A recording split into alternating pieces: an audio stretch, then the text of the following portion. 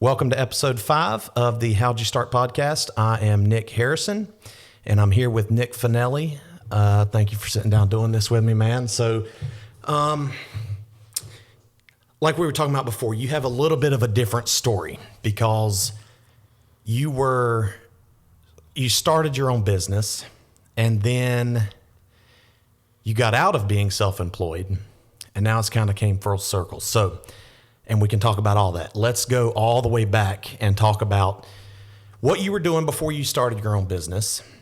And then let's start there. Let's just kind of go back to the beginning of the story, so to speak. Okay. So, again, Nick Finelli. I worked for Mecklenburg County as an erosion control and stormwater inspector on land development projects all day, every day. But as a county employee, things got slow and figured, well, I could probably have a little bit of a side business and get started doing some stuff. So found a Craigslist posting that goes back to, I think it was early 18, Craigslist posting with a guy selling a lawnmower. Went and took a look at it, and he ended up selling me that lawnmower, the weed whacker, a leaf blower, a truck, and the catchers for the grass, everything. $3,000. He gave it to me. Dang. All of it. I didn't know that. Yep. So prior to that, what you mentioned as a county employee, you wanted to start your own business just for side income or just to mentally something to do, or what was the reason? Both. It was mostly just to stay busy. Okay. You know, enjoyed staying busy, enjoyed cutting grass, enjoyed being outside, and who doesn't want a little extra money? We had just gotten married. Okay. Had some debt to pay off with that. Figured this would be a great way to do it. And grass cutting specifically, were you looking for that kind of business, or you just came across this deal on Facebook? Mostly just the deal. Okay. Had no prior work in mowing grass or nothing. And no prior business owner work. No. You just wanted to start something for supplemental extra income. Extra income. And you weren't necessarily looking into grass mowing. You just came across the deal. That's right. Were you looking for something specific or not really? No, and he actually Just had something. it posted incorrectly, so it wasn't found by anybody else. I was just rolling through and found a picture of something else that he was selling, and then it listed, also including mower, blah, blah, and I called the guy. And for $3,000, that's a heck of a deal. Oh, yeah. So you pulled the trigger. And did everything work? Or why was it so cheap? He was moving to a retirement home. Okay. The guy was just getting out of it. And when he handed me the keys to the truck, he said, this truck and this lawnmower paid for my daughter's college tuition. So then you got excited. And I was like, wait, you can't do that mowing grass. Yeah. And started going. So the next day, you have all this stuff. It's paid for, cash, no debt on that. Then what happens? Did you get any customers from him? Did he give you any, hey, you can start, these were my customers, but now they're yours? Or was it you're at ground zero as far as from a customer standpoint? It was ground zero from a customer standpoint. He was located in the Plaza Midwood area. I wasn't driving down there, living further north. Printed off some flyers with my wife, started sticking them in mailboxes in our neighborhood to see if we can stay close and just get one here and there. You came up with a business name almost immediately. It was you had to, I Finelli guess. Company using my last name so that it was embedded in me to show that I would do the right thing always. So you printed off some flyers, I'm assuming with the standard, hey, we'll mow and weed eat and whatever. Did you you mailed those out, or you put them on? Just put them in people's mailboxes. I had them as door hangers too, so I'd stick them off of the flag on the mailbox. Did you get customers from that? A couple, and then it was just by word of mouth. I cut a couple people's yards there and just started moving on with it.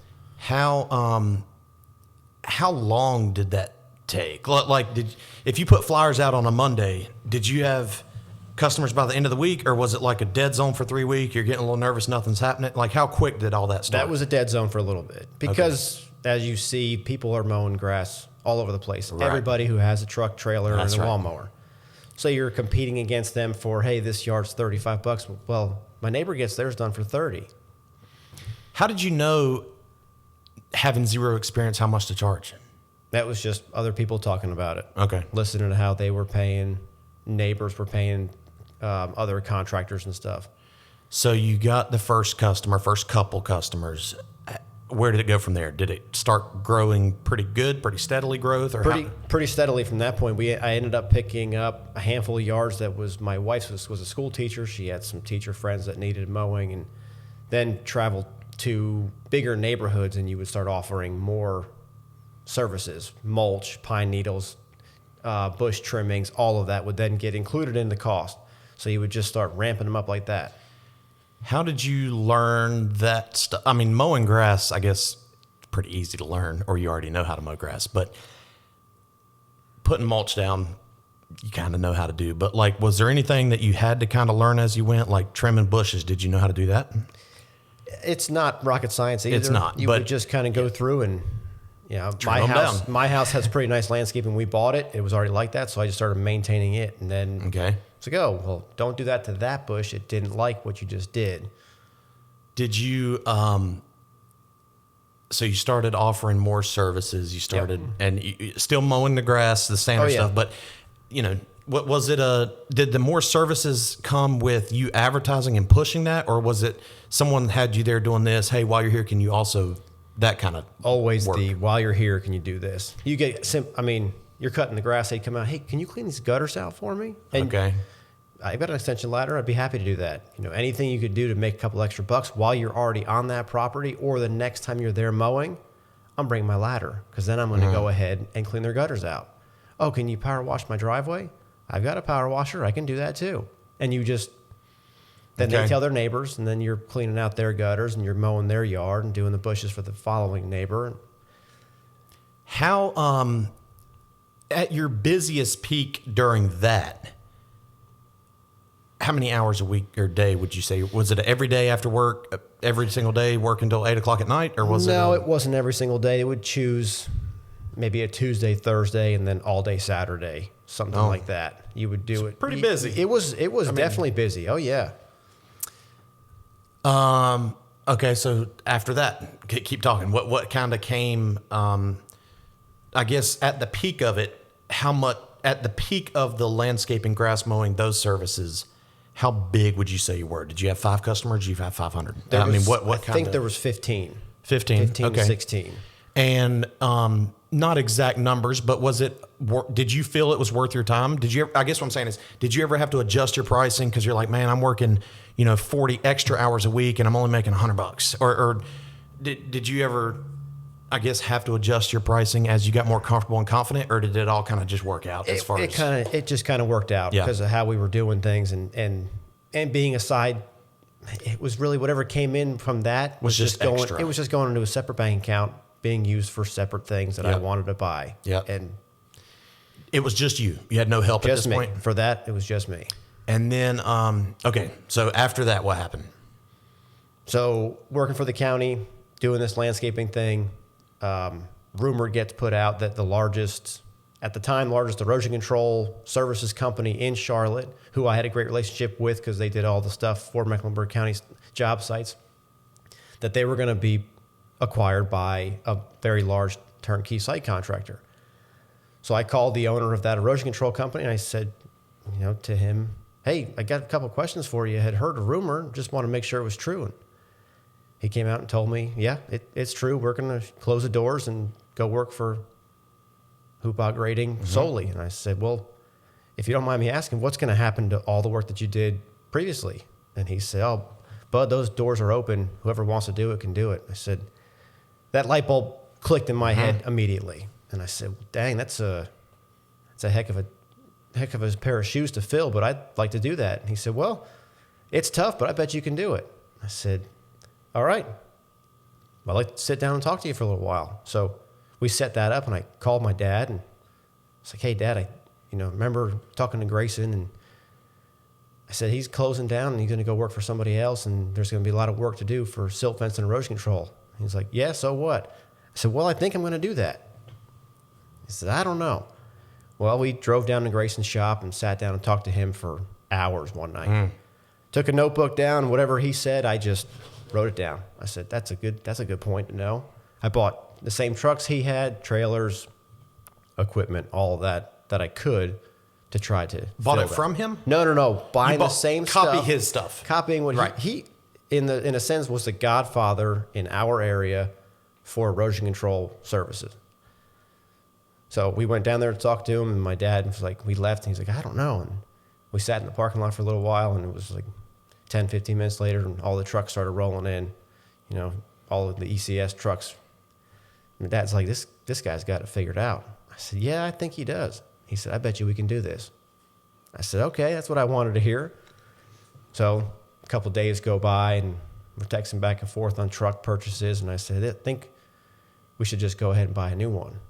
He said, I think you're crazy, but we'll do it. So go to a dealership. My mom and dad helped me out, and they co-signed on my first truck. Bought a brand new Ram 3500 and put a flatbed on it and bought the trailer.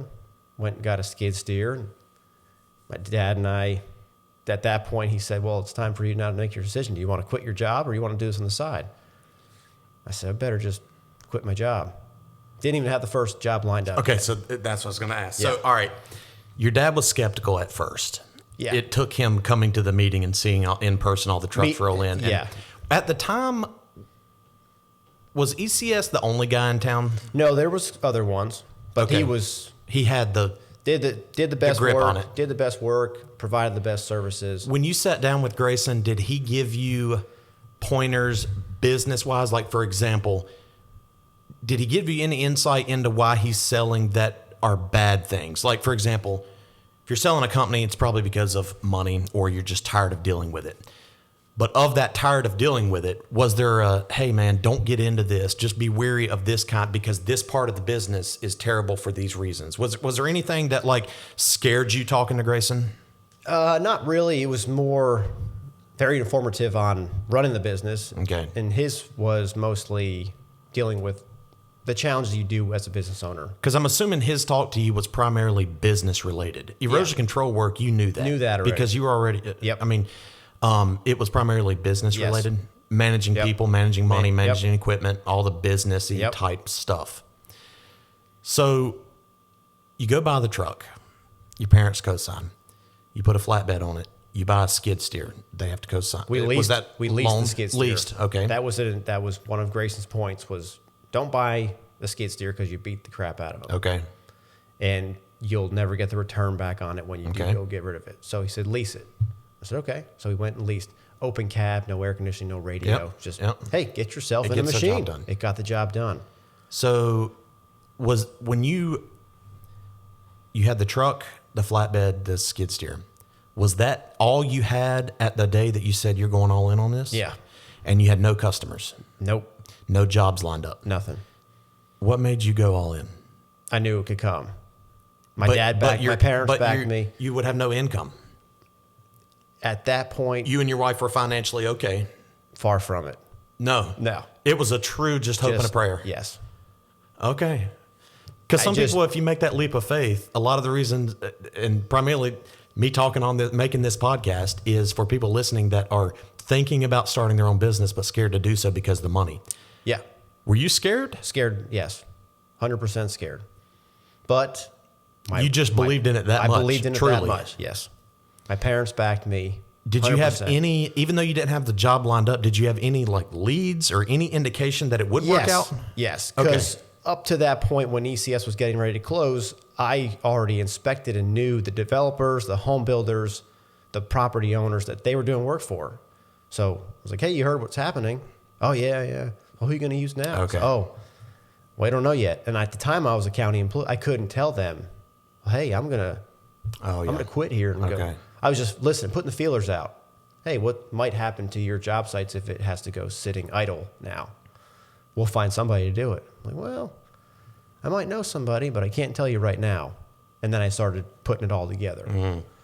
But yeah, no, financially stable, far from it. We were living paycheck to paycheck. It didn't matter. We were just loving life. And Yeah. when I said my wife this whole thing was happening too, she's like, if you think you can do it, I said, I think I can do it. So that was going to be my next question. Was she scared, supportive, mad at you, or she was Supportive. okay? We have been together since we were in high No school. plan B? Or I guess plan B would be just go and get Go the back to job work. back? Go back to the county. Sell the truck, drop the skid steer back off, say I'm done making payments on this, whatever. You're talking about your dad. Was he working at the time? Yes, he was working part-time. He's already retired at that point. but Okay. he was working part-time. So you go all in. You were still mowing grass and doing all that I still kind of had stuff. that and there's I guess supplemental income if on top of it too. That if hey, these mowings would still cover the truck payment if it needed, and the skid steer monthly payment. But So you were talking to these developers before ECS got acquired. Was there any talk as far as like, was ECS going to still maintain those developers under HOOPA? Or like, was there any conflict with you trying to snipe out these developers that we're going to lose ECS as a company? no. I think the wording was to these developers was we're going to continue maintaining until the end of the year. So this it brought out probably September of 18-ish, what makes about sense. Yeah. And they were kind of telling everybody they worked for it. You've got until December 31st of this year, and we'll finish services for you. But up at that point, we're closing our books. So we cannot receive any more payments the next year. But even though ECS was getting acquired by HOOPA, there was no pre-signed deal that HOOPA would take over maintenance. They would have to re-sign. It'd be a new contractor, whether it was HOOPA or you. Correct. Okay.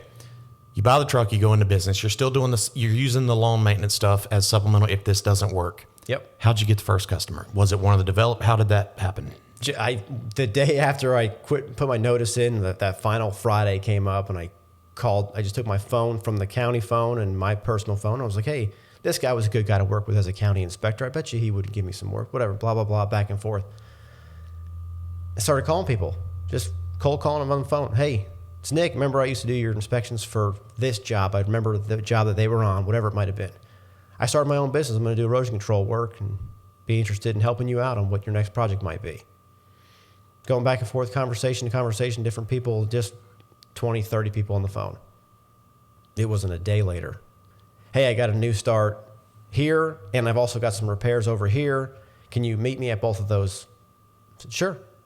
And we'd just go there with truck and trailer and skid steers. And just you at this point? Me and my dad. You and your dad? Me and my dad. Okay, so did you already know how to physically do the work? Like, so for example, you know what needed to be done, right? But did you know how to physically do it? Or learn as you go? Learn as you go. And my dad, hardest working man, didn't matter at his age. I'll pick a shovel up and we'll trench that silt fence by hand if we have to. Okay. I was like, well, we bought this skid steer. He was like, yeah, but you can't get the skid steer down here. You mess up the grass. I'm like, they're going to develop this whole thing. It doesn't matter what No, we'll use the shovel. He didn't care. He just said, let's go. Is that how it was in the beginning? Sure. Didn't matter. Shovel by hand, just you and him? We'd take the skid steer with us and we would clean it up a little bit, but he's like, we'll just buy these little trench shovels and we'll just put silt fence in. Did you know where to buy material from? Where to get Grayson, silt fence? all that came Okay, from so Grayson. you learned that from him. And I'm assuming it kind of snowballed from there. I mean, they would see you on site. You'd be one guy would refer you to another guy. Yep. You'd still be reaching out to people. Yep. How did it kind of go up from there? Did you do any real advertising? No, not for Marketing? No, not for that. I bought magnets for the trucks, started sticking them on the doors, driving through neighborhoods that had land development going on. But in most of those cases with those developers and those grading contractors or whoever it was, they were so busy that they already had these jobs coming in. You got in with them and you shook hands and you showed up when you told them you were going to show up, do what you told them you were going to do, and finish the job in a timely fashion and clean when you're leaving. They'll just call you the next day. Hey, got one more. Will you drive to Columbia for us? Hey, will you drive to Statesville? It's like, you tell me where to go. Because you're full time at this point. Oh yeah, you're not having to go to a county job. No, I mean, we were taking it. You can go at Tuesday at 9:00 in the morning or whatever. Yeah. Yeah. So one of those first ones was a Columbia trip. My dad's like, "You want to go drive to Columbia?" I was like, "Yeah." We got in the truck at 4 a.m. Drove to Columbia. Put up. It was 1,040 feet of silt fence, which that's a lot for two guys, and you're 2.5 hours away from home. We finished it up, we got in the truck, and he looks at me, he's like, if you could get 3 or 4 of these a day, I bet you could make it even bigger. I said, yeah, probably. So it started clicking in his head, like, you could do this. I was like, well, we got to find that many jobs to put that much silt fence on. So it just kind of snowballed from there. How did you, how long did it take from the time you quit your job at the county to where you were working 5 days a week? It was within 2 weeks. Oh, wow. Yeah, I had because a couple it was developers. just you and your dad. Yep. Yeah. And then they would talk to not only other developers, but other guys within that development company. And then they would talk to contractors and you. Yeah. I mean, some of those bigger developers that are locally owned, they have so many developments all throughout town that, yeah, you can do silt fence work for you, but hey, I've got a couple trees that fell over the silt fence and can you cut those trees up? It didn't matter at that point. You were a site services kind of deal. How did you know how to price your work? Because you were around it from the county perspective at the county job, but you probably had nothing to do with pricing. No, not at all. It was word of mouth. Was that something you learned from Grayson? Grayson talked about pricing of things. But while at the county and just, I mean, talking with other people that are out there, if I might be doing your job site inspection and you ran the track hoe, you wouldn't know either. But if I got to meet your boss, you just ask the questions. Man, that was a pretty big, whatever you dug. How long did it take you to do that? And he would tell you, and you start running the numbers in your head, like maybe he charges this much. And then it was a shot in the dark. You just guessed. The Columbia stuff, did you have to price it higher? I would put a mobilization on that because of the trip. And nobody had issues with paying it? No, because they knew it was far for them also. Okay. And they were good guys. Like when you found those guys that you'd go to Columbia for, it was because they were going to take care of you. They didn't have somebody in between here and Columbia that can do it? No, heck, they were from here too. Okay. So they take their guys know what with they know, you. and what they know is you. Yep. So they're That same guy we've been down to Charleston for. okay. Because you got the relationship with. I would never have said no to that man. How did it go? Did the county ever find out that you were working for yourself? Yeah, right away. I told them when I was leaving. Were they okay with it? Oh, yeah. They said, power to you. Okay. You know, I was in that county office where I was the youngest person and still had that younger drive. Hey, I'm going to go out and be eager to chase stuff and hustle, whatever it might be. And everybody there is close, edging towards retirement. And I'm like sitting around wondering what I'm going to do next. And so I told them that. They were like, hey, go ahead and do it while you're young. Make sure you keep your time in here if you ever wanted to come back. Sounds good. I still talk. I talk to my old boss from the county. If I have questions about stuff with land development now, I'll shoot him a text and say, "Hey, can you give me a call if you get a chance?" And ask him. Buffer rules change or get talked about different job sites. So yeah. So when you first quit your job, you were all in. You were scared to death, but within 2 weeks, you're working 5 days a week. At what point? How long did it take for you to feel that you were not scared anymore? Well, and the reason I say that, so there's a difference between an initial shock. Yeah. You get 2 weeks and you get all this money, but were you still scared because it's like, what if this is just a one-time thing, not steady? Or how long did it take you to get comfortable enough to where you're like, we're going to make it? Years. Really? Yeah. You were always scared that you could lose it overnight? Because there was so many things that changed each day in, day out. But I had some really great guys in my corner. Family, number one, then some just local small-time developers that gave me the shirt off their back if I needed it. So if I did come to a day on a Tuesday and I was like, dang, I had nothing to do, I would just call them. Hey, you need any help anywhere, doing anything? And they would just give you enough stuff to... Yeah, that's what I was going. Would they normally fill the time? They'd fill your time. Normally, you never had somewhere it's like, I don't have nothing. Nope. 3 days, 4 days in a row. No. You pretty much were... You'd find something to do because you built a relationship with those people before I even started the company, working for the other people, county, whatever. I built a relationship with them, telling them I wouldn't have screwed you over then. So I took that with me as I left.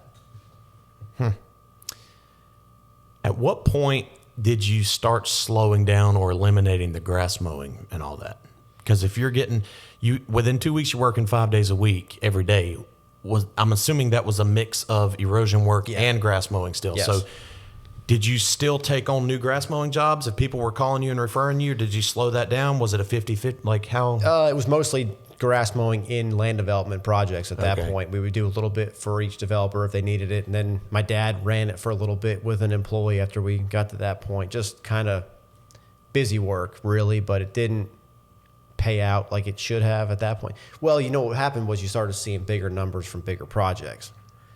You're like, well, if I'm going to get those guys to do this much work, why would I send them over here to mow grass just to please that one homeowner? I know it sounds bad, but it's just business. It's business at that point. This developer has 7 projects going within 15 minutes of the house and the shop, or I drive 25 minutes and cut 1 yard. So did you have to start turning down yard? Were customers still telling their neighbor, and were you still getting new customers from mowing grass? You get calls for them all the time, and I would Did you still take them? Or? No, I would start telling them, hey, we've repositioned the business and we're going to start shooting different directions. Okay, so within 2 weeks, you're working 5 days a week. If you were to scale that up proportionately, that means you need an employee like within 2 weeks and 2 days. How long did you and your dad work 5 days a week? Did you ever have to start working Saturday, Sunday? How did it go from there? At what point did you say, hey, man, now it's almost too much, in a good way, but too much? How long did that take? We hired our first employee in December of that year. We started October 11th of 18. My first employee came before the end of the year, right before Christmas time in December. And was that out of necessity, I'm assuming? Yes. It was killing the two of us. I mean, in that short time. So they were a labor issue. You can only do so much, and only wanted to do so much, or you were going home and you were dog exhausted, and it just made for. It was already starting to be like, well, this is kind of tough. Mm-hmm. And then I'm meeting with people. I'm going here. I'm trying to make phone calls still. Then my dad was doing stuff. So it was like, hey, if somebody was here to help us, we can probably get a little more done. And that was it. Then we hired our first employee. How did you, with one guy, were you still, they would get in the truck with you and you were still going to all the jobs, or did you send them out on their own? No, we were still together. We were together for a while. Okay. And did you, I'm assuming you did you notice a difference right away? Yes. Where it's like, hey, yes. I mean, you guys are still all together on the job, but you're able to get them done quicker, yep. or at least more efficiently. More efficiently, quicker, made for a little shorter day, which made for happier people all around. Yeah. Just to not kill each other. And then planning the next day out. In the afternoon that you had free now, instead of working till sundown, you could, hey, I'm going to go look at that job we're going to do tomorrow. I'm going to go line up material for the 2 days from now, whatever it might have been. Mm-hmm.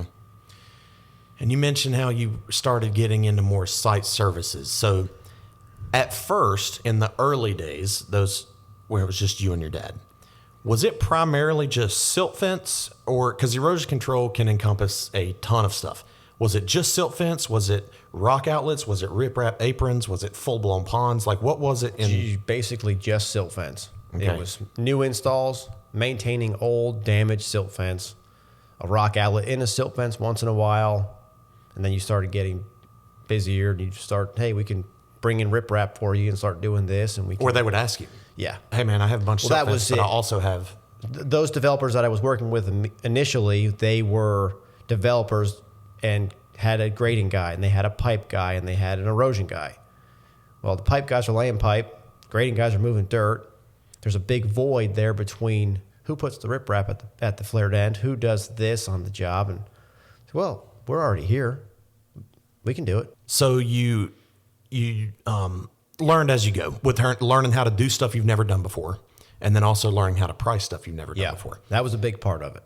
So all this work comes a lot of money, but before the money, you got to know how to bill it. Not necessarily how to price it, but were you doing all the billing yourself? Were you sending invoices yourself? Did you know how to do that stuff? Did you just learn it on the fly? How did that Learn it on the fly. Okay. A couple of those guys that I talked to, like, hey, I've got to send you an invoice for this. How do I do that? Just telling the people that I was going to bill, asking them how they wanted to see the invoice, so that I knew how they'd like to see it, what I should charge for it in some cases. Hey, you need to charge me this much for that because the rock costs this much to get it in here. And one of those smaller developers up there, I still talk to him almost every day. I'll still do some things with him. He'd be like, no, you got to charge this much money for that kind of stuff.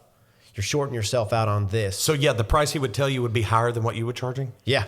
Okay. Because he wanted to be fair. He says, you need to make it or you're going to be in a lot of trouble. And then was there any difficulty in getting signed up? Like some of the bigger companies, contractors and developers, you have to be an approved vendor. You have to have insurance. You have to have all that. Was any of that difficult along the way, or did it come pretty natural? Or insurance part was difficult? One of the biggest pains to do. Because as you grew, and we can back up to when we started growing, when I first got the business insurance, it was myself, my father, and one employee, and one truck trailer, and a skid steer. That's minuscule. You can get insurance policies for that. As soon as you start adding more things, well, then State Farm or whoever it might have been no longer wants to insure this much of a company because you're getting too big and you're doing things they don't think is what they should be insuring. So then you're bouncing from one insurance company to the next, rewriting a policy for you, and then you go to a different developer, and that developer now requires a bigger umbrella. So before you know it, you've got these larger policies covering you, and I'm like, well, dang, that costs a lot of money to do that just to put some silt fence up, but it's what they required. Mm-hmm. And I'm assuming it was still no issue with covering that in what you were making. No, it all got covered. It was fine, yeah. right? I mean, if you got to up it a little bit here and there, or the guy telling you to up it, him telling you to up it. Yep.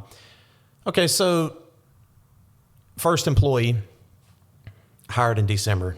Take me on from there. How long till the second? More truck? What kind of happened after that? It was as fast as a climb as you could imagine is what it was. When we hit that following year in 2019, we grew from those first three, myself, my dad, and D was his name, and it was January. We started with 2 more guys, and February was another guy, and before you knew it, we were just climbing. And at that point, I was meeting bigger grading contractors who I knew from being a county employee, but never thought that I had the ability to get in with them. They were too big for you. They were too big for me, is what I thought. And then I was like, well, it's worth the call. So I called them. Like, yeah, you know what? We got a smaller one that'd be perfect for you. It's like, sounds great. Line it up. So that went into February and bought my second truck. Got that one on the road. And then I would drive that one with the trailer and material. And then my dad would drive the other truck with the skid steer. And we'd meet always together. Same, 2 trucks going to the same job, whatever it would be. Just doing all sorts of stuff. And then it would, the next employee, and then we're riding 3 wide in the front seat of a truck. And you're like, this is kind of crazy. I'm still riding with these guys all the time. And got to being busier. Then third truck came along, and it was all within a short time frame. There leasing them? Trucks were being purchased. I'd finance them through big banks and just whoever gave the best. And it was cash flowing itself. Yeah. Everything was, equipment, trailers, all that, same story? Same story with the trailers. We would just purchase outright because they were smaller. Equipment, we set that open cab skid steer. We ran that and then would rent something. If I needed to rent something, I would go and rent one for a little while, then rent a mini excavator, return it. At this point, were you still hand trenching silt fence? No, we had a trencher at that point. We started at some point, you bought a trencher along the way. It was pretty early we got the trencher, but... Yeah. How did you find employees? And how did you find employees, number one? And how did you find employees that knew anything about erosion control, or did they? Oddly enough, I would bump into guys on the job sites that were laying the pipe as we were putting riprap or silt fence up, and I would ask them, hey, do you have any friends or family members that want to do silt fence work? And a lot of them would laugh because no one wants to do silt fence work. But you would eventually find one that says, yeah, I've got a cousin. He actually just lost his job.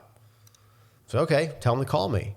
When you got the first guy, came in, he starts working for you, you take care of him, a couple of pats on the backs and buying Gatorades and lunches, and before you know it, hey, I've got a buddy of mine that wants to come work for you.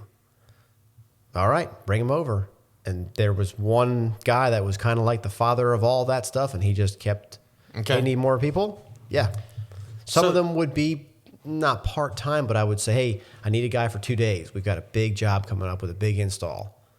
Bring him on. And then if he was good, you tell him to come back the next week. If he wasn't, you just say, hey, I appreciate you coming by. Here's your check. So January you grew. January 19. February you grew. Yeah. Did it keep happening the rest of that year? It was steady as can be. New trucks, more employees, more. So when was the peak? It would have been coming out of 19 when I got the second truck, and then I bought a little dump truck. The guy where I was storing my stuff at, a small developer in town, guy gave me everything I needed. He said, I think it's time for you to get out of here. You're taking up too much of my lot. I said, all right. So we moved to our own 1 acre, fenced in gravel lot, no power, that no you bought water. For the business? I rented it from a large guy, whatever, but just for the property use, only for the business. Okay. I remember pulling down the little ramp that it had to get there, parked the truck right in the center of it, and it was like a weight off of your shoulders. Like this was our spot to be. Spread my wings and fly. And from that moment, we went another truck, another trailer, skid steer, truck to pull straw trailers with, hydroseeder, straw blowers. It went. Same story. You would just find guys that Find guys same that story with knew. all aspects. The money, picking up work and advertising, the equipment, the laborers. You knew laborers that knew other guys. Yeah. You would hire them. The trucks, you knew how to buy trucks at Yeah. that point. Equipment, you kind of learned how to buy. Knowing how to price the new stuff, acquiring the new work. Was it through the same, just building relationships? Yep. They need this, they need this, they need this. Those big guys that we were given the shot at with the smaller ones were very happy with what we did because we showed up. I only needed a set of plans. I don't need to meet you. I don't need to look at it with you. You show me a set of plans. I can find out where the job is. I can find out where the silt fence has to go, how much has to get put in, the rules of the silt fence, all the different, whatever it might have Yep. been. So it was a weight off of their shoulders. Don't waste your time. I'll take care of it. I'd get out there with these guys, and it went from the small ones to, hey, we've got this huge job up in Statesville or wherever it might have been. Yeah, just send me the plans, and I'll figure it out. That seems to be a common trend of how to make money in your own business is be a problem solver. Jonah said that. That's You all got it to was. be a problem solver because people will pay to make problems go away because they don't want to deal with it. One less, these guys all have big plates, and they're full. Whether it be a project manager for a grading contractor, the project manager for the land development team, or the developer himself, they've got a lot going on. One less phone call they have to take or text message to answer or, hey, can we meet out there? Meeting out on a job site wastes 2 hours of their day. Just send me the address and a set of plans. I won't bother you at all. You'll just get a bill for a minute. The problem goes away. I can figure out everything for you. I'll even help with your grading contractor to skimmer pipe sizing, all the stuff that they never knew what that meant. When you get your grading permit inspection, I can guarantee you're going to get your grading permit. That's what we did. Did you ever encounter good or bad on jobs that you were maintaining in Mecklenburg County with the old people you worked with? Not at all. It was always Good or bad? Good. Always okay. good. Sorry. But was there ever a case where it's like, oh, well, I see that Finelli's doing this. I know it's good. You're good to go. I mean, that was... They're still doing their job, but I mean, did Yeah. they feel a certain way knowing that it was you versus somebody else? Absolutely. Yeah. Because I lived up to it. Yeah. It wasn't right. just because of the last name. It That's was, right. hey, we did check some of his stuff early on. But you know what? Everything we've ever checked, it was always good and how it should have been per plan, per request. And the guys that worked with me saw how I would do things. And this is how we do outlets. This is how we do silt fence. This is why, because I saw it for 3 years at the county. That's going to fail. That's going to blow out. This doesn't work. So we got to do it this way. Okay. So fast forward back to what we were talking about. So you got your own lot. When was this? That was end of 19. Okay. And you still were scared, though, that you weren't going to make it? There was days where we would have, rain days were the worst. Yeah. Because you've got all these guys and they're standing, you make them come to the shop because it was going to be a rain in the afternoon. Well, ended up raining at 9 o'clock in the morning. So they're all back to the shop after trying to get some work done. You're like, well, these trucks aren't going to pay for themselves. And, money's coming in, but you're between invoices and that truck costs this much a month and that equipment does too. And they're sitting here. So what can we do? And developers might be on 30-day terms. 30, 60, or 60, 90. right? Whereas the truck payment needs to be paid every month. And they don't Your care. employees need to be paid every week or every 2 Yep. weeks. Like, would you say, okay, so you bought the lot. Were you continuing to grow or was that the peak? No, we still went. Okay. So talk to me after what happened then. It just kept going. Just more of the same. Yep. We picked up more grading contractors, more developers, more small things with each of them to show we can get in the door and just kept on going. How did you, because by this point, okay, so let's talk about, by this point, how many trucks were on the road? How many crews, or how did you structure? How did you know I need to send this many guys on this crew? It should, like, how did you build a schedule? How did you know how many jobs they could do a day? How did all that come about? Trial and error with each Okay. crew. You would learn what this crew was good at. What they wanted to do might not be what they were good at, but you can get them. Let's back up all the way to when you had the second truck. The Okay. first one's easy because it's you, your dad, and one guy. Yep. You have your thumb on everything that's going on because you're in the truck. Right. The second truck, though, well, let's talk about the third, because the second one was you. The first one was your dad. Y'all were going to the same. The third truck, the one where you finally have to put your faith into somebody else that's an employee. What did that look like? Like how did you know that this guy's going to go do the right thing? How did you know that? Did he already know what to do? Was there some training? Like, how did you let him fly the coop? How did you get him out? We still spent a lot of time together in the beginning. Okay. Because there wasn't enough to split up each day to have for 3 trucks to go out and hit. So we would do 2 trucks. We would be 2 crews together in the morning, work together, and then, hey, I'll meet you here later. I'm going to go there now. Take a look at it, and we'll get lined up. Okay. So you still, half of your thumb was still That's right there, ready to go. And the person who went in that next truck was a friend, family friend. We grew a great relationship together and got to trust him. And my dad was always there. And if anybody did anything wrong, he would let you know. Okay. So you still had eyes everywhere that you had to go. And then also, was that how you kept track of people's time, employee time, payroll time? Yeah. Yep. I mean, yep. Because they're getting paid by the hour, I'm assuming. By the hour. Yeah, somebody has to be able to keep track of everybody's time and stuff. So, I mean, I did all of that, but it was just, we all got back at the same time, roughly. Yeah. So then, okay, so fast forward again. We're jumping around, but get to the peak. At the peak. How many trucks were on the road? 16. Okay. How many employees? 48. Wow. How did you keep up with all of that? Because scheduling 3 trucks and building a schedule is a lot different for 3 versus 16. Yeah. So it was tough. It's a lot of work, a lot less with each crew in the field, but I had hired at that point a couple guys that would help manage and just be the eyes on them. They might bounce around and hit 2-3 jobs in a day, but that's 2-3 jobs that I'd have to go to, or I could just shoot me a text with what they're getting done, and I can kind of scale it from there. Like, okay, they will get that done. They will get this. We can go here tomorrow. And most of these schedules were day by day. You didn't plan out Friday on a Monday because nothing got figured out by that point. It was almost every day, 8 o'clock at night. Okay, they ended up getting this much done. They can go here tomorrow, or they got to start here and go to the next one after that. So would you be waiting at the lot at the end of the day and waiting to hear what they got done and what they didn't get done? Yeah, well, yes. Because if you're building the schedule yourself, somebody has to know not to send the crew back twice, and they need to know what job to go to when they get done here. Or, luckily, technology these days, GPS on vehicles and know what that. So you got that installed? They were on a couple of them, yeah. Okay. And then cell phones. You can text so fast. Hey, just shoot. I'm not going to bother you all day. I'll just say in the morning, here's where you're going. Just shoot me a picture around lunchtime. That's all I need. Mm-hmm. And from that picture, I've been to that job before. I know where you're at, how far you've gotten, how much you have left to do. He might need more material. He might not. How did you decide? What was there such thing, first of all, as a standard crew, meaning you have a foreman, you have this guy, or was it just these are the guys it takes to go do the job, and one of them drives the truck? Mostly it was who's got a driver's license, because that was one of the big things trying to hire employees. As you deal with the labor market, you're going to get sometimes bottom of the barrel.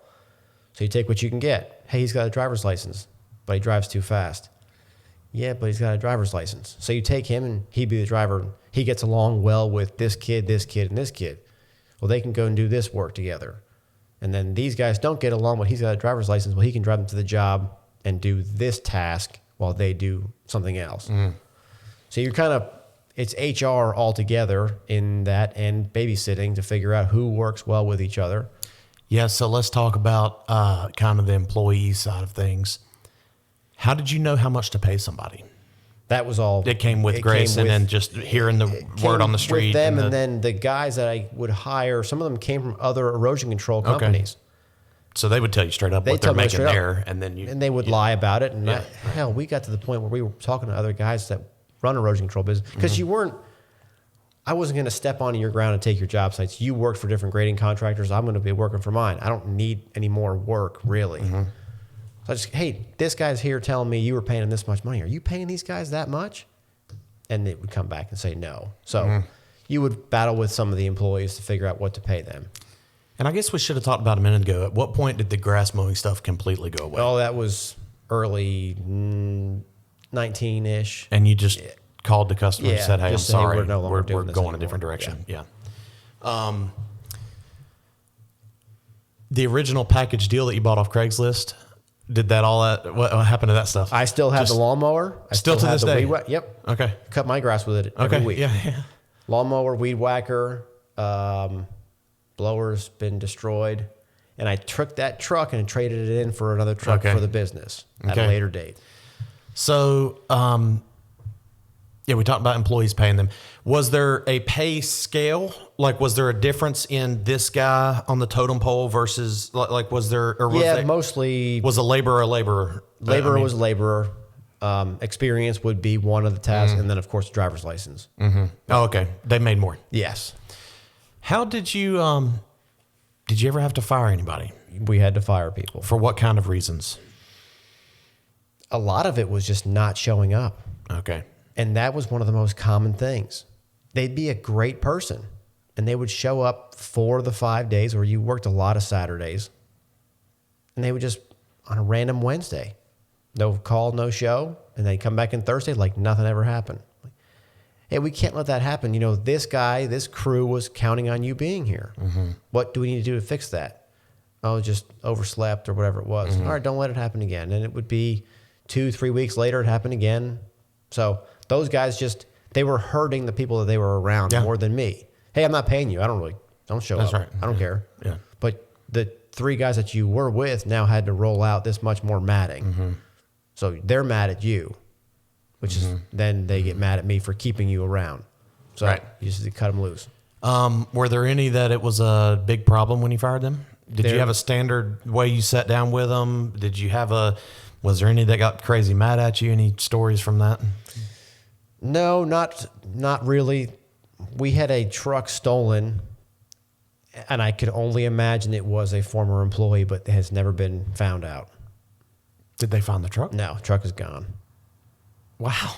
Yeah, no, that's not a fun thing to talk about, but we all got to the shop one morning, and it was missing. The keys were gone, so they took it, knowing where the keys were, because they were all hung in a box that was locked, everything, you know. Had you just fired someone like the day before? It was recent. It was very, And I went to their house and drove around, told the cops who I thought it might have been, but it's just. And you reported the vehicle stolen, yeah. and to this day they have not found it. No, and they still call me, the cops do. Ask me if I found it. And I said, no, my that's your gosh. job. Yeah. They don't. You would think they'd run the tag or something. I mean, it Doesn't take much. Pull a tag off, drive this thing, and just VIN part number, it out. I don't know. Yeah. Oh, part it out. Yeah.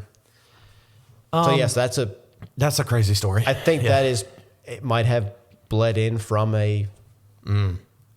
Did most of your employees? So you got rid of most of the firings you've had to do. Most have been for just not showing up. Yeah. Did you ever have any crazy stories for a reason why? Was there anybody that stole something while they were working there and you had to let them go? Was there, hey, they're out here, fighting on the job? No crazy stories like that. No. Most of it. No. So the ones that you did have to fire, were any of them surprised or did they know they were getting let go? They pretty much knew. You had given them enough chances where. My dad would yell at me because I gave everybody too many chances. Okay. Only saw the good in everybody because that's all I ever wanted. Right. And I would just kept saying to everybody, hey, just show up tomorrow, please. And it would just be constant. And my dad or my wife, anybody that was around, you got to get rid of that guy. I'm like, yeah, but when he's here, he's good. Or he might do something. Did you ever have to get involved with paying out unemployment? Was that a thing? Or No, not? never. We had one guy who cut his hand open on a T-post driver, and he had to go file workman's comp. Any other injuries? That was employee issues? How is it just overall managing employees? I mean, what if people are listening that have employees in their business? Is there any, I guess, advice, tips, or even like what's the hardest part and the best part? I mean, the best part is probably that you relieve some of your workload. Yeah. But what is the worst part with managing people, or is there a bad part, or is it how I think the biggest thing, and what I've learned more and more as each day goes on, your business grows on the people that you have. So if you take care of those people, they will take care of you and be that face of the business to help things move in the right direction. If you don't have those people that are backing you, taking things off of your plate, it's going to be hard to progress and get anywhere else. Mm-hmm. So taking care of them, sometimes you can't though, because it's money related. Right. Or they want different things that you can't provide. The end of 2019 is when would you say that was the peak? The peak came in 2020 actually, and it was during 2021 after COVID. So let's talk about COVID. So did that affect you at all? Actually, we blew up even more. Like we continued in 2019, we just kept going and stayed steady. 2020 comes around, COVID hits, and I'm nervous too, thinking we're gonna resolve this. Everybody is. Well, environmental services, which is how my name was tagged, was deemed a necessity in order to keep job sites in compliance and out of trouble. So we were able to be considered essential employees. So while we were still working and going and, things were fantastic, we were still doing all the things we were doing before, still had guys that were looking for work that came from other companies that were shutting down or slowing down. So I was like, yeah, come on over here. I'll buy another truck and fill you up with that. Go for it. So 2020 for us was huge. 2021 was even bigger. And so. Then what? You made it through 2020, no big deal. 2021 was bigger, kept growing. 2022 was our biggest, and that's when we. Okay, let's talk about that. So 2022 came around, super big. Relative to how you started, you're very big. Huge. I mean, that's a big company. Yes. 48 employees, 16 trucks on the road. You had hired managers, yes. But you were still doing all the billing yourself. I still did the billing, the schedule, the people, HR, invoicing. My wife would help a lot with the invoicing, but I was still doing the majority of it because a lot of the stuff would be, hey, how long was you're billing out time and material stuff. How long was that truck on that job site? What did they do? And I can tell my wife these things, but it doesn't translate over as well as it should. Mm-hmm. So it's like, I would just do the billing. What were you doing day in and day out? Because at this point you have people doing all the work itself you're not out there with a shovel anymore. No. Right. So what was your day to day look like at this point? Every day was different, but it would be everything from job site meetings, pre-construction meetings. Okay. You would be estimating, looking at jobs, bidding jobs. I did very little estimating. A lot of these guys that we work with, I'd give them a price sheet at the beginning of the year, and that would stay relatively straight until COVID changed a lot of the pricing. Mm-hmm. But those guys that would call for the work, they knew the pricing already. They were plugging my numbers into their estimates and just handing me a set of plans. Yeah, so you had line items. You had every linear foot of silt fence is this, every square acre of hydro seed, right? Yep, yep. So all that just got done. I just send the bills out. Were you billing and scheduling still late at night at this point? Every day till 9, 10 o'clock at night. And weekends? Still had Saturdays crews going? Still had? We had, for months on end, in the summer when we were the busiest, we'd have crews that go 7 days a week. Why not just hire another crew?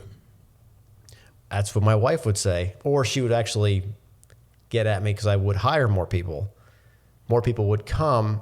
I'd pick up more work. Okay. So I would say to her, I said, hey, I hired another guy. She's like, why? I was like, well, if he goes with this crew, they only have to work maybe 10 hours, not 12. Okay, I understand that. Well, that guy comes, it ends up, he's actually can run a skid steer. I'm going to take him and put him in a different truck and then get him going over here. They need to fill that seat, so fill another guy up. Then it's just a second crew off of that one person you hired where you thought they were going to cut the hours down. Well, you just added another crew and built a whole other thing. Did you have a lot of turnover, people quitting? For a while, we tired of long hours, or no. They stay with you a long time? Oh, man, they wanted more. Okay. Because we were paying them well. We were making good money, and everybody was. And you give them as many hours. If they wanted to leave early, you just tell me in the morning, hey, this crew's going to head home early today. Okay. It didn't matter to me. Again, I was paying you hourly. That's right. So if you didn't want to get anything done and I knew I can reschedule something else, that's okay because it keeps them happy. Do you ever think about hiring a scheduling person and a billing person? Like, why were you still doing that yourself at this point?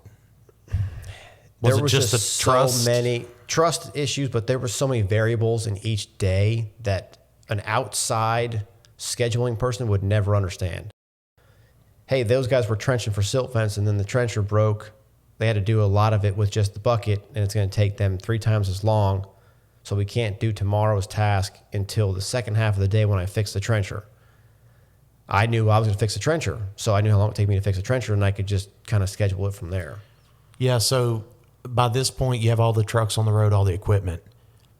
How were you managing the maintenance of all that? My dad did. He ended up taking that role. So he was overall maintenance. Yeah, I got him out of doing silt fencing. That was probably a day that he... At the lot that you had? Yep, he did everything there. Did he stay busy doing that? Busier than he wanted to be. With just, trailer. Because even the basic stuff, rotating tires on these trucks that are getting a lot of miles, changing the oil, keeping the windshield wipers, headlight, everything. And then also just repairs from damage. And we could back up even to, you can't send, once you get to your name of a business of that size and your US DOT number, you can't run these trucks without making sure.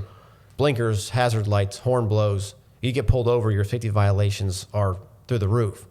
So, yes, you check the trucks in the morning and then say, Dad, this headlight's out. He would keep some stuff on the shop where he'd say, they got to wait here until advanced opens up. So that was going to be my next question. How did you keep the crew? You didn't have spares of everything, did you? No, we didn't have any. So if a truck went down or a machine went down, they had to wait for Dad to fix it, or I said, hey, you can drive this truck and it would be mine or whatever they can give them that day to this job now and just help them roll matting out instead of doing what you were going to do. Okay. And your lot, you had a shop there? No, it was a small 10 by 20 steel building that we just put up. That was it. Okay. No, it's not like a full break room, bathrooms like the whole. No. There wasn't running water or power there. Okay. We had a generator that would run to give us power if we needed to do something with a truck. Was that ever inconvenience? Besides just, you got to use the bathroom, it's not a bathroom. But was there ever a time you're like, holy crap, we need power and we don't have power? Yes. Yeah. Yeah. It was in the works to make that step into the next. And I was looking at property, looking at buildings, to grow to something else? To grow to the next size, to be able to have office space, a meeting room, an actual shop to work on stuff, things to like a wash bay, and then storage of all your equipment and material, mostly material, because when you buy it in bulk and get it there, then you always have it. Instead of having to run to the store, get it and run back. Okay, so 2022, business is booming. Booming. Right. What happens then? My wife and I struggled for years with infertility. Finally, it worked. So she's pregnant. Okay. Things are booming. Work is fantastic. Things are great. We are busy as can be. Too busy, I guess, because just not paying attention to everything. Time flies. Hey, she's 9 months pregnant. Baby's going to be here. And up to that point, it was kind of like, yeah, this is good. But man, when this baby is going to come, it's going to change some things around here. And that's fine. We'll deal with it when that comes. And started clicking. And we were right up until that point, things were just starting to get hectic. And I don't know if I was not all in it with my head, thinking about the future, whatever it might have been, but it's like everybody started to stop. The payments were coming in short. We weren't getting paid fast enough. Things were just all lining up. Employees were starting to jump ship to go to other places that were opening to be competitors with us, whatever it might have been. So in the hospital, and our daughter, we knew what day she was coming. It was kind of a scheduled thing, and phone's in my pocket. I'm holding this little girl, and phone's just ringing and ringing. I'm like, this is great. I told these guys when she was going to be here. So I took a 5-minute break when she's taking a nap. I called these guys back. I was like, hey, Maddie's here. We're taking a couple days off from work. Yeah, all right. Well, congratulations. So, what about that silt fence we were talking about the other day? And it's like, dang it, these guys just don't care about anything but work. I remember going back in that room in the hospital with my wife, and I said to Katie, I was like, hey, I think it just hit me. She said, what do you think? I was like, I'm done. I can't do this anymore. This is just the insane. Money wasn't worth it. The freedom of working for yourself wasn't worth it. It all just piled up and it hit me like a ton of bricks. And I was like, this is just not fun.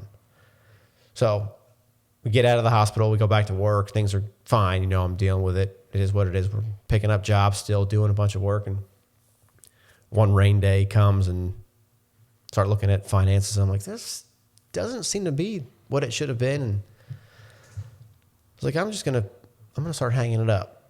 Made a few phone calls, start talking to them. I just want to talk to somebody about this. So I wouldn't go sit down with these developers. I'm like, yeah, I just think I'm going to slow down, downsize big time. Yeah, that's a good idea. Probably good to get some cash and put it away and just be ready in case the economy jumps or whatever it might be. When I called Grayson, and we had been doing a bunch of stuff for Hoopah, and thank God for it, but he would make sure I was paid every 2 weeks. Okay. And he would push me through and if I missed any invoices, you getting paid all right? And, yeah. Well, I called him. He's like, did we miss a payment or something? I said, no, I just want to talk. He said, what's up? I said, I don't think I want to do this anymore. I said, I just want to be Maddie's dad, and I want to be my wife's husband again. I said, that's so much more important to me. He said, bud, I was there. I said, well, I'm going to start selling all this stuff. I'm going to go work at a restaurant or a gym or something. You didn't have any idea what you were going to do? No, I was just going to shut it down. You just wanted to go get a normal job, so to speak, and not deal with this. Or go cut grass, anything Something. to go back alone. And he just said right to me, no, we can't let that happen. Come on down to my office tomorrow morning at 7 o'clock. I'll be there waiting for you. I said, oh, all right. Well, I'll do that. Sure. Yes, sir. I'll be there tomorrow morning. Wrote down, and we just started shooting the shit for a little while. And before you know it, I said, I got burnt out. We got too big too fast. I didn't scale it properly. I wasn't keeping track of this, or this. And here I am now. He's like, that's all right. Well, what do you want to do? I said, I don't know. But remember you offered me that job back in 2018? He's like, yeah, I do. I said, could you open that back up for me? Yeah, I think I can do that. I said, all right.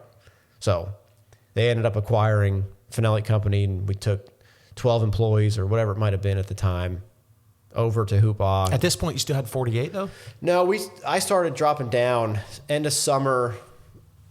So Maddie was born in May. It was summertime. Okay. It was hot that year. We did a lot of work, and guys were just starting to drop like flies. We had a competitor open up that was offering them $1 more an hour, whatever. And it you might just have been. weren't backfilling them. You No. were letting them go and just using that as your way to scale down. Work was just kind of to the point where we were contained and we were good. I was like, there's no point in filling those shoes up because we're good. So that summer was slower, and we just kind of got to that point. So we downsized, cut the fat off. What'd you do with trucks and equipment and stuff? I kept everything for a while, and then some equipment. You were still paying on it though? I was still working. Yeah. I mean, you still had payments on that, or was this equipment stuff paid off at this point? Equipment was paid off. Some of it was. Okay. So you didn't have...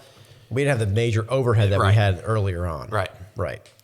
So, the summer came, guys started leaving. You decided you were already thinking about scaling down. Started thinking about scaling So you down. weren't backfilling and hiring more. You were just letting them go. Right. You still kept a lot of equipment and trucks though. Yes. Through that. We were choosing more than ever who we were going to work for. So doing that, the ones that didn't pay got cut. Yep. You were able to sit down and talk to Grayson. That first meeting when you talked to him, it was discussed that they were going to acquire you? It was discussed to do something to work for them. Yes. Did you have any idea how to sell a business before? No, it wasn't a sell. It was we're closing. All of my stuff stays separate. They're going to take myself and the employees. Okay. So you basically got hired by Hoopah Yes. as a new employee. Yes. Your guys got hired by Hoopah as a new employee. Yep. Meaning there was no guarantee of the same things they had with you, they had with Hoopah. That stuff did transfer over. That stuff transferred over. So they Okay. got their vacation. They got bumped up like they would have been employee for 3 years. Okay. Yep. So at this point, how did you deal with your current customers? Because none of that got transferred, right? No. Nope. So how did you deal with that? Did you just call them and say, "Hey, man, I'm sorry. We're back. Yep. And at that point, I was a father to, that was a 4-month-old. Man. You didn't really care. Didn't care. No. And I called them and tell them, they'd ask me why, what's going on. And I tell them, there was guys, I would actually They're happy for you. Yes. I went to them talk face to face because I knew that's a better way to handle it. shake their hand first. And, hey, good to see you. I got to talk to you about something. I said, hey, you know, Maddie's here. And I said, I just want to be her dad. And I don't want to miss anything. There was guys that you never imagined tears up right in front of me. Yeah. Saying, I'm rebuilding my relationship with my granddaughter because I didn't get one with my daughter because of this business and how this whole thing runs. Mm-hmm. I said, and I'm not trying to stick it to you right now, but I can tell you, I don't want to be you. No, right. I don't want that. Right. I want to be at every game. I want to be at every swim, whatever she might do. And at this point, you and your wife, your whole family, because you have a daughter at this point, you're in a lot different financial situation than you were when you were at the county just trying to make some supplemental income. Yes. Right. I mean, things were a lot different. Yep. And yeah, I mean, you kind of talked about it, but selling the business was not a money thing at all. No. Or dissolving the business was not a money thing at all. It was a mentally, an emotional, physical. Yes. And family-oriented decision that was made. Okay, so you go to work at Hoopah. You're doing erosion control for them. Yep, I help manage. But you're running their crew, their equipment. Yep. You're an employee. Yep. You are just. I do the same because your expertise and your skills and your history. Yes. You're working for them. Yes. What is all of your trucks and equipment doing at this point? I just started. My dad still worked for me. Even I'm a Hoopah employee. I still have my dad and one other guy. And their tasks, and they both knew they weren't coming to work at Hoopah. That's fine. Mm-hmm. Hey, I need these trucks as clean as you can get them. We got to change the tires, put new tires on them. We got to fix a headlight or whatever might be broken. We're going to start selling these trucks, this equipment, clean them. So it was months worth of them just. And as they got them done, were you listing them and selling them? Yes, sir. Were you getting buyers quick? Pretty quick for almost everything. Yeah. Were you like valuing them at what they're worth, or were you just trying to get rid of them? Nope, valued at you what were they trying were to make some money. Oh, yeah. I mean, some of them still had loans on them. Yeah. Oh, okay. So I had to make enough to, and all of them were within a point where, hey, if I had to take the bottom dollar, just get it out of here.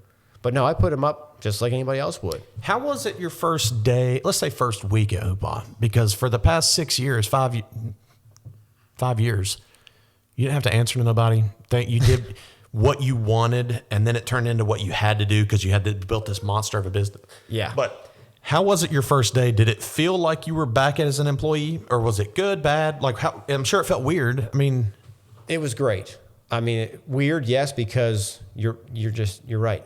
I would go for those years that I had the company open. You never got a full night's sleep.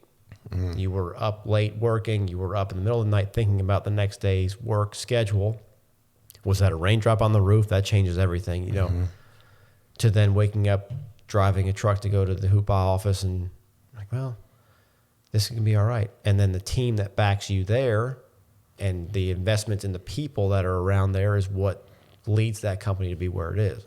So, okay, so months go by. Your dad and your one guy are getting the equipment fixed up, ready. You're selling it off. Does it get to a point where it goes down, completely done, zeroed out, everything's gone with Finelli? There's one truck and trailer, and that same open cab skid steer is still set up. To this day? Till this day. What does it do?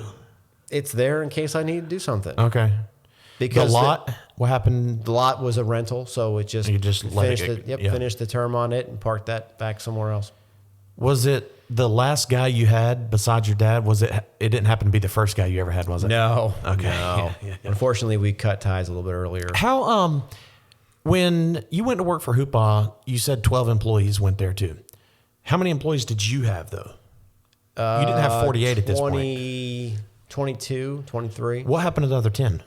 They were unable to be hired at a company of that size. Gotcha. Did they understand? No pushback, yes. really? I mean, they fully knew They made that, their decisions. Yes. Yeah. No, that's fine. Okay. And then, so that was in 2022? Three. Yep. From then till now? Yeah. Things are great. Things are great. I get to see that little girl smile, laugh. Are there any parts that you miss of working for yourself? There are some things I'm sure that there I are do. parts. You know, and I don't think about it often because I'm busy still. I do scheduling and chasing things around just like I was before. It's just not chasing money. You can leave it at work too. When I go home, that phone goes on the counter. And what you just said, money. Right now, you get paid every other week, no matter what happens. Whereas before, if somebody don't pay, you're not eating, or your guys aren't getting paid, or whatever. I went a year and a half without paying myself anything from the company. But that was decisions to make the business because of where I saw it going in the beginning. It's like, well, I can pay myself this, or I can just take what I need, and the rest of it goes to the next truck purchase. Did it ever cross your mind, though, before just letting it go away and going to work for Hoopah, did it ever cross your mind just to hire more people? Hire a guy that takes all those phone calls, and so you don't have to. Hire a guy that does a schedule so you don't have to. Like, almost get to the point where you're almost a silent investor, silent partner in your own company. Hire somebody that takes the brunt of all the headaches you're dealing with, but then you're still self-employed. Did that ever cross your mind? Or once you got talking to Grayson and the thought of that sounded so sexy, you're like, I think I'm going to go this route. I mean, he made it sound pretty good, but again, that guy backed me so much. There was really nothing at that point. I felt like I was at home. When he shook my hand at the end of the conversation, it was like it was a hug. Like he was just. Is that who you report to now? Yeah. To this day, you've been with Grayson and things have been great. Yep. But back to your question there, I think if you were in any other business, you might be able to do that. Erosion control and stormwater management of any sort is a very difficult thing to run unless you have the knowledge and the ability to see it all the way that you need to do it from the field. All right. Not just related to the headaches you had towards the end, but just overall in business. Was there ever a time that you just made a single big mistake? You might have made little mistakes, but was there ever a time that you're like, oh, crap, I really messed this up? Financially, equipment, employees, anything? Accounting and not staying up on top of more where the money goes, where it comes in from, where it gets spent would be like I use QuickBooks and we used it a lot and made sure we understood it all. But there was a gap there where it was like, oh, we're so busy. All I'm going to do is send out invoices. When in QuickBooks, you can check, you can add your vehicles and do they can track everything about those. And that makes things a lot easier for your tax guy. Well, hell, there's still conversations with the tax guy about a couple of years ago. Well, we got to figure this out. So financial things that I didn't know about. I didn't go to school for business. I went to school for environmental management. Yeah. So I was just a hard worker. My mom and dad were hard workers, are still hard workers. They showed me, if you want to have good things and you want to stay busy with fun things, you got to work for it. So I just worked. I wasn't a business and an accountant guy, so I didn't know what I was doing on that end of things. So I just went out and worked hard. Had I had hired an accountant early on, probably would have been a little bit better financially. That would have been my biggest mistake. Mm-hmm. Your dad was with you from the beginning to the end. What did he think about you going to work for Hoopah? He couldn't have been happier. Really? Because he probably saw you dealing with the stress and the crap. And my mom and dad gave us everything we'd ever want growing up. Yep. We traveled for racing dirt bikes. You played any sport you wanted to, but anything you wanted. And it all came from working hard to get there, but always being together. And they already saw that.